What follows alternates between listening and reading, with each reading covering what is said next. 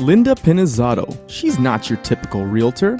She's your real estate counselor, teacher, and advisor. Whether it's a house, townhome, or condo, when you're ready, she's your negotiator. With 34 years of experience, Linda guarantees that you have the real estate knowledge you need to make the right decisions.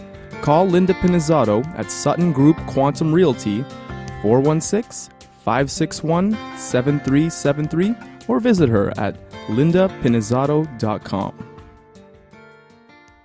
Hello there. You're listening to Linda Pinizzotto of the Condo Expert. And today we are going to talk another issue with Jeff Brewitt, who's an independent housing consultant.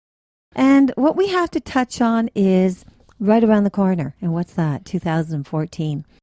You know, Jeff, welcome so much to the show. It's really interesting to get another perspective on what's going on, certainly with interest rates and our economy and moving into 2014. So what do you think is going to be happening? What's ahead of us, in your opinion? Yeah, 2014, I think it could be a turnaround year as far as there might be some softening in the market. And what I say by that is I don't mean that, prices are going to fall or the world's going to come crashing down, anything like that. But certainly we've started to see that, the sales have been a little bit slower. Interest rates have been sort of at a level for a very long time. Since 2009, we've had very, very low interest rates. And as people get out of their 5-year term interest rates, they're renewing. And so if you have somebody renewing from 2008, 2009, who are maybe in a 4% rate, now they're in a 3% rate. So everybody's almost there. And I would think that 95% of the people out there have been choosing a 5-year rate, whether it's a variable rate or a fixed rate. So not many people taking a 10-year rate, although it might not be a bad idea in the coming months or years ahead, just because rates are going to go up at some point. And we've heard the government talk about it a little bit, but they are hesitant to do that because, it could have spill-off effects with the economy.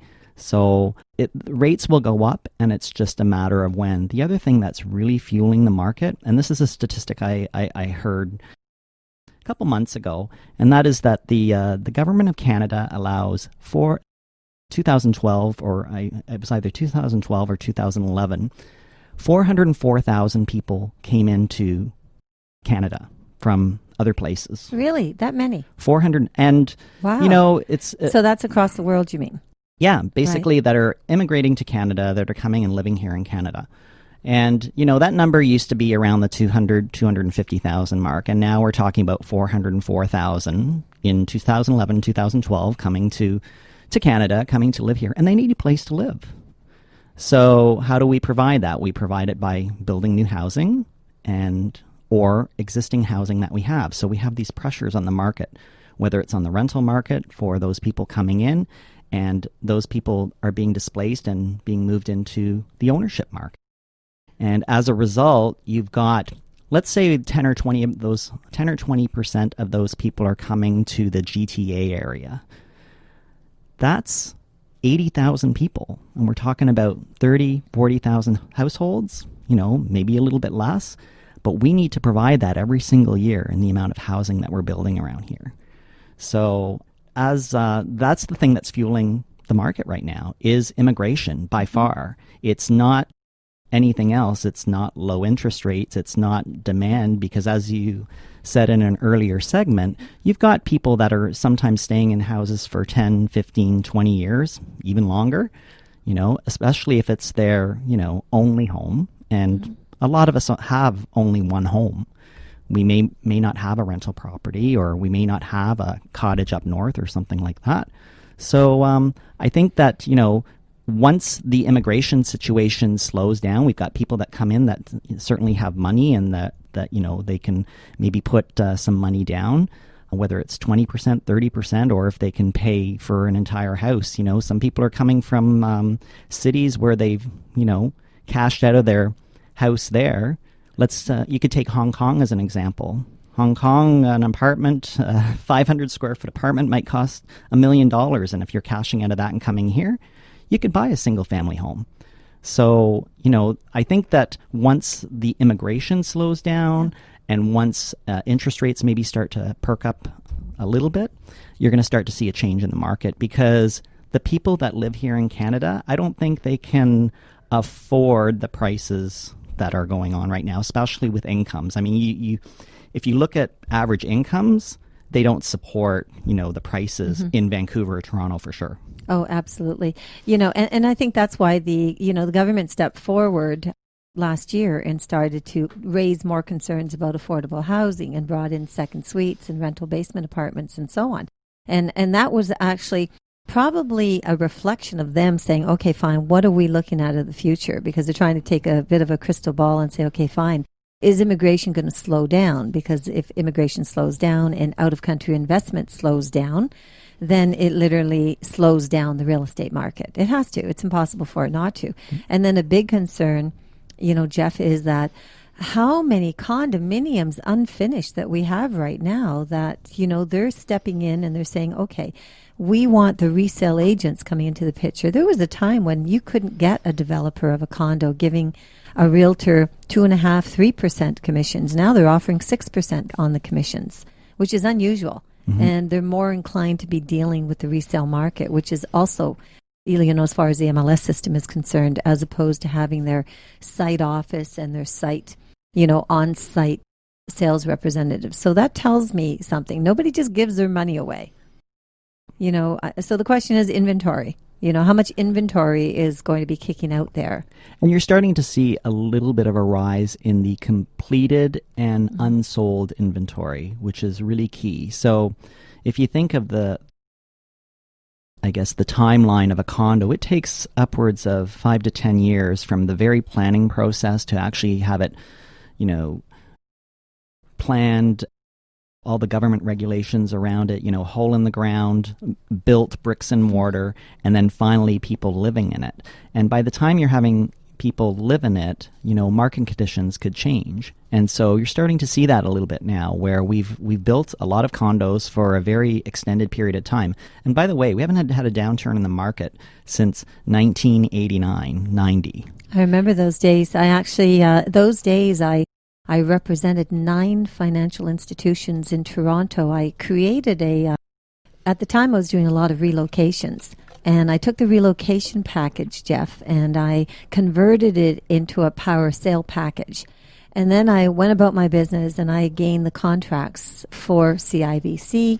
Do you remember Central Guarantee Trust? I do. You got it. I had their contracts. Laurentian Bank had their contracts. The only one I didn't open the door on was Royal. I did Bank of Montreal's. I did Home Savings and Loans, General Trust. So I actually persuaded 9 of the financial institutions in downtown Toronto to give me their power sales. So I sold 153 powers of sales in a 3-year period. Well, most agents were saying, Linda, how'd you get these contacts? How did you do that?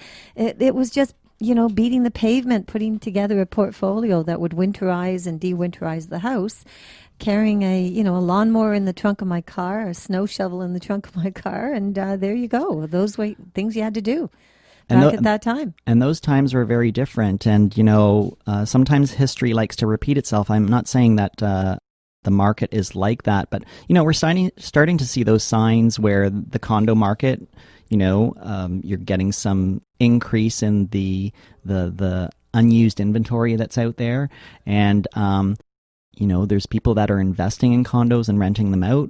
Certainly not at the levels that we saw in the late 80s, but those kinds of things are in place. And usually the housing markets are on a 7 to 10 year housing cycle kind of thing. You have a period where, it goes up for a while and then, it maybe stops and levels off or maybe comes down a little bit. And we've been on this upward climb for quite a long time. I would say, over 20 years. And that's kind of unprecedented. And interesting, too, with condominiums, if a person buys a condominium and they're taking occupancy, they have to wait for that entire building to be sold off or finished before they can register the corporation. Phantom mortgages. Right. Well, there was another thing. We'll get into that one. That was a whole other ball of wax. Yeah. But interesting enough, think about this. So you've bought a condominium. You're all happy. You have to go into occupancy, but maybe what if one half of the building hasn't been sold yet? You have to go into occupancy into your suite. You're at the lower level, for instance. Or maybe the builder is just keeping it under their name until they get them sold. Bottom line is the building's not registered. So until the building gets registered, your mortgages don't kick in. So you could be looking at an extended period of time of paying what's called as occupancy fee, or better yet, rent. Mm-hmm. While all this is coming down in a slower marketplace, may not be a really good investment. And I think consumers don't understand that process. They don't. They sign on the dotted line, and sometimes we take more time, buying a pair of jeans than we do in buying, a place to live. And we think that, I'm going to be moving in 2 years. That's going to be great. It's going to work in fine with my plan. But you don't think of the things that you've just said, which is, there could be some time until the building's registered, and there's going to be some of the money that the consumer is going to be paying that's actually not going to be, chopping down at their mortgage. Exactly. And then they're staying rental. Yeah. And that's, it goes back again. You've got to have the right realtor. You have to have the right realtor, and you have to have the right information. Well, this is it, So, you have to talk to people like us. Well, exactly, because we'll put the cards on the table. There's no two ways about it. Right.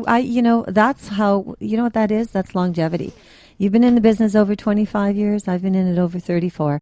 I think that it's really, and why do we stay in this business so long? Because we practice good business and we give out that information. Yes. And that's what's important. You're listening to Linda Pinizzotto at the Condo Expert. Today I'm speaking with Jeff Brewitt here at the Hayes FM.